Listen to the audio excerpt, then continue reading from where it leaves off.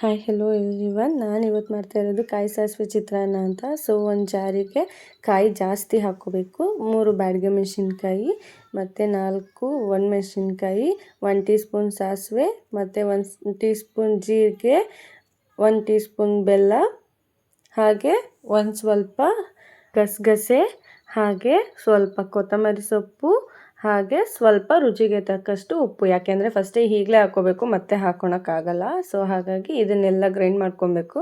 ಆಮೇಲೆ ಒಂದು ಪ್ಯಾನಿಗೆ ಜಾಸ್ತಿ ಎಣ್ಣೆ ಹಾಕಬೇಕು, ಯಾಕೆಂದರೆ ಅದು ಆವಾಗೇ ಟೇಸ್ಟ್ ಜಾಸ್ತಿ. ಹಾಗೆ ಸ್ವಲ್ಪ ಸಾಸಿವೆ, ಹಾಗೆ ಜೀರಿಗೆ ಮತ್ತು ಕಡಲೆಬೇಳೆ ಮತ್ತು ಉದ್ದಿನಬೇಳೆ ಹಾಕಿ ಚೆನ್ನಾಗಿ ಫ್ರೈ ಮಾಡ್ಕೊಬೇಕು. ಗೋಲ್ಡನ್ ಬ್ರೌನ್ ಬರಬೇಕು. ಸೊ ಹಾಗಾಗಿ ಅದು ಲೋ ಫ್ಲೇಮಲ್ಲೇ ಇಟ್ಕೊಂಡು ಚೆನ್ನಾಗಿ ಕ್ರಿಸ್ಪಿ ಆಗಬೇಕು, ಆ ಥರ ಫ್ರೈ ಮಾಡ್ಕೊಳ್ಳಿ. ಆಮೇಲೆ ಸ್ವಲ್ಪ ಜಜ್ಜಿರೋವಂಥ ಬೆಳ್ಳುಳ್ಳಿ, ಸ್ವಲ್ಪ ಕರಿಬೇವು, ಸ್ವಲ್ಪ ಬ್ಯಾಡಗೆ ಮೆಣಸಿನ್ಕಾಯಿನ ನಾನು ಹುರಿದು ಹಾಕಿದ್ದೀನಿ.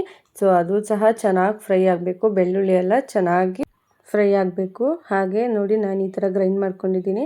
ಅದನ್ನು ಸಹ ಹಾಕಬೇಕು. ನೀರು ಇಲ್ಲದೇ ಗ್ರೈಂಡ್ ಮಾಡ್ಕೊಬೇಕು, ಯಾಕೆಂದರೆ ನೀರು ಹಾಕಿದ್ರೆ ಆ ಟೇಸ್ಟೇ ಚೇಂಜ್ ಆಗಿಬಿಡುತ್ತೆ. ನೀರು ಹಾಕ್ದೇ ಅದನ್ನು ಸ್ವಲ್ಪ ಸ್ವಲ್ಪನೇ ಗ್ರೈಂಡ್ ಮಾಡಿ ಚೆನ್ನಾಗಿ ಫ್ರೈ ಮಾಡ್ಕೊಬೇಕು. ಯಾಕಂದರೆ ಎಲ್ಲ ಹಸಿದು ಹಾಕಿರ್ತೀವಲ್ವ.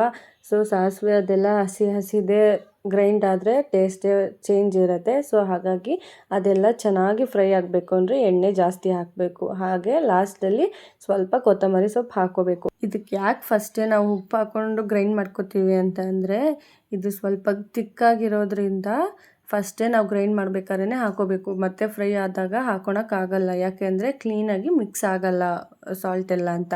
ಸೊ ಹಾಗಾಗಿ ನಾನು ಫಸ್ಟೇ ಸ್ವಲ್ಪ ಅನ್ನ ಎಲ್ಲ ತಣ್ಣಗಾಗಲಿ ಅಂತ ಒಂದು ಬೇಸನ್ಗೆ ತೆಗೆದಿಟ್ಟಿದ್ದೆ. ಸೊ ಹಾಗಾಗಿ ಮತ್ತೆ ಎಲ್ಲ ಗೊಜ್ಜೆಲ್ಲ ರೆಡಿ ಆದಮೇಲೆ ಅನ್ನಕ್ಕೆ ಹಾಕಿದ್ದೀನಿ. ಅನ್ನಕ್ಕೆ ಯಾಕೆ ತಣ್ಣಗಾಗಕ್ಕೆ ಬಿಟ್ಟೆ ಅಂದರೆ, ಬಿಸಿ ಅನ್ನ ಹಾಕಿದ್ರೆ ನುಣ್ಣಗಾಗ್ಬಿಡುತ್ತೆ, ಈ ಥರ ಬಿಡಿಯಾಗಿ ಬರಲ್ಲ. ಸೊ ಹಾಗಾಗಿ ನಾನು ಈ ಥರ ಮಾಡ್ಕೊಂಡಿದ್ದೀನಿ. ನೀವು ಇದೇ ಥರ ಮಾಡಿ, ಯಾಕಂದರೆ ಆವಾಗ ಸ್ವಲ್ಪ ಉದ್ರುದ್ರಾಗೂ ಬರುತ್ತೆ. ನೋಡಿ, ಇದರ ಜೊತೆಗೆ ಒಂದು ತುಪ್ಪ ಹಾಕ್ಕೊಂಡು ತಿಂತಾಯಿದ್ರೆ ಆ ಟೇಸ್ಟೇ ಬೇರೆ. ನೀವು ಯಾರಾದರೂ ಫಸ್ಟ್ ಟೈಮ್ ಟ್ರೈ ಮಾಡ್ತಾಯಿದ್ರೆ ಹೇಗಿದೆ ಅಂತ ಕಮೆಂಟ್ ಮಾಡಿ ಹೇಳಿ, ಯಾವ ಥರ ಬಂತು ನಿಮಗೆ, ನಿಮ್ಮ ಮನೇಲೆಲ್ಲ ಹೇಗಂದರು ಅಂತ. ಹಾಗೆ ನನ್ನ ಹಸ್ಬೆಂಡು ಸಹ ಅವರು ಹೋಗ್ಬೇಕಲ್ವಾ.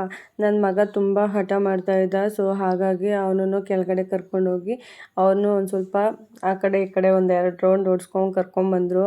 ಆವಾಗ ಅಲ್ಲಿವರೆಗೂ ಅವ್ನು ಇಳಿತಾನೆ ಇರಲಿಲ್ಲ. ಈಗ ನೋಡಿ, ಸೀಟ್ ಹಿಂದೆನೇ ಹೋಗಿ ಕುತ್ಕೊಂಡ್ಬಿಟ್ಟಿದ್ದಾನೆ. ಹೋಗ್ಬೇಕಾದ್ರೆ ಚೆನ್ನಾಗಿ ಕೂತಿದ್ದಾನೆ, ಬರ್ಬೇಕಾದ್ರೆ ಹಿಂದೆ ಹೋಗಿ ಕೂತ್ಕೊಂಡಿದ್ದಾನೆ.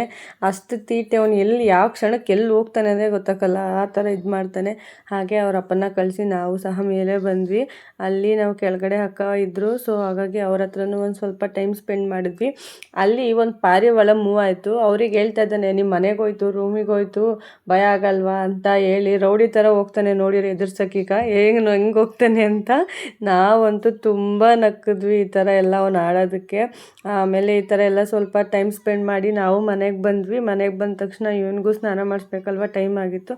ಸೊ ಹಾಗಾಗಿ ಇವನಿಗೂ ಸ್ನಾನ ಮಾಡಿಸಿದ್ರೆ, ಅವನಂತೂ ವೀಡಿಯೋ ಮಾಡ್ತೀನಿ ಅಂದರೆ ಇವತ್ತು ಯಾಕೋ ಅವನಿಗೆ ಮೂಡಿರಲಿಲ್ಲ ಅನಿಸುತ್ತೆ. ಸೊ ಹಾಗಾಗಿ ಅವನೇನು ಬೇಡ ಮಮ್ಮಿ ಅಂತ ಹೇಳಿ ಅಳ್ತಾ ಇದ್ದ. ಆಮೇಲೆ ಮಲಗಿಸ್ತೀನಿ ಬಾ ಅಂದರು, ಮಲ್ಕೋತಾ ಇರಲಿಲ್ಲ. ಸೊ ಹಾಗಾಗಿ ಅವನಿಗಿರು ಮಲಗಿಲ್ವಲ್ಲ ಅಂತ ನಾನು ಸಹ ಮಳೆ ಮೂವಿ ನೋಡ್ತಾ ಇದ್ದೆ. ಆಮೇಲೆ ಸಂಜೆ ಆಗೋಯಿತು. ಸಂಜೆ ಎಲ್ಲ ವಾರ ಮಾಡಬೇಕಲ್ವ, ಇವತ್ತು ಮಂಡೇ ಆಗಿರೋದ್ರಿಂದ. ಸೊ ಹಾಗಾಗಿ ಎಲ್ಲ ನಾನು ಪೂಜೆ ಮಾಡಿ ಎಲ್ಲ ಆಗೋಷ್ಟರಲ್ಲೇ ಸಂಜೆ ಆಗ್ಬಿಟ್ಟಿತ್ತು.